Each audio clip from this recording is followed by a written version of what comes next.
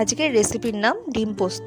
এখানে আমার নিয়েছি 5টা ডিম, একটা মাঝারি সাইজের পেঁয়াজ কুচো করে নিয়েছি, আর জিরি করে কেটে নিয়েছি, আর একটা টমেটো টুকরো করে নিয়েছি। আর এই যে বাটাটা দেখছো, এর মধ্যে আছে সাদা সর্ষে 1.5 চামচ পোস্ত, আর 25 গ্রাম মতো বাদাম, আর রয়েছে 2 কোয়া রসুন আর 2টো কাঁচা লঙ্কা দিয়ে ওই পেস্টটা আমি করে নিয়েছি। এরপরে দেখো সর্ষের তেল গরম করে আমি এই ডিমগুলোকে একটুখানি চিড়ে নিয়েছিলাম, নুন হলুদ দিয়ে মাখিয়ে ভেজে নিচ্ছি। হালকা করেই ভাজবে, খুব লাল করার কোনো দরকার নেই, ভেজে তুলে রাখবো। এরপরে আমি পেঁয়াজ দিয়ে দিয়েছি। পেঁয়াজটাকে খুব বেশি ভাজার দরকার নেই, আমি হালকা ক্যারামেলাইজড হওয়া অবধি ওয়েট করবো। একটুখানি নুন আর হলুদ দিয়ে দেবো।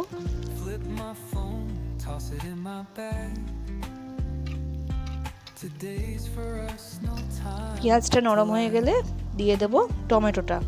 এই টমেটোটা দেওয়ার পরে একটুখানি আমি ওয়েট করবো যাতে এটা গলে যায়। চাপা দিয়ে দেবো আর লো ফ্লেমে করে দেবো গ্যাসটা। হয়ে গেলে তারপরে এই বাটাটা আমি দিয়ে দেবো।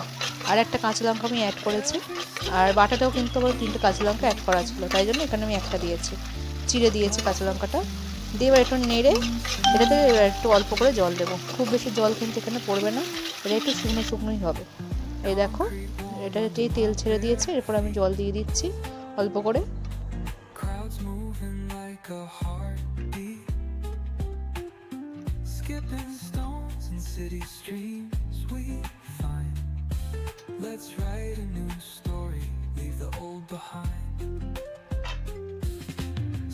এই ঝোলটা ফুটে গেলে আমি ডিমটা অ্যাড করে দিচ্ছি। ডিমটা দিয়েও কিছুক্ষণ ফোটাতে হবে। আর এই রেসিপিটা একটু গা মাখা করে রাখলেই ভালো। আর লাস্টে যেহেতু এখানে একটু বাদাম পড়েছে, তাই কয়েক দানা মতন আমি চিনি অ্যাড করবো। এই দেখো কি সুন্দর তেল বেরিয়ে গেছে। সেই রান্নাটা আমাদের হয়ে গেছে, একটুখানি চিনি অ্যাড করে দেবো, করে আমরা এটা নামিয়ে নেব। এই রান্নাটা একদিন অবশ্যই ট্রাই করে দেখো। ডিমের ডালনা ডিমের কারি তো অনেক খেয়েছো, এই ডিম পোস্ত অবশ্যই একদিন ট্রাই করে দেখো। আশা করি তোমাদের খুব ভালো লাগবে, আর আমাকে অবশ্যই ফিডব্যাক দেবে, আর আমার চ্যানেলটা সাবস্ক্রাইব করে দিও। আজকের মতো টাটা।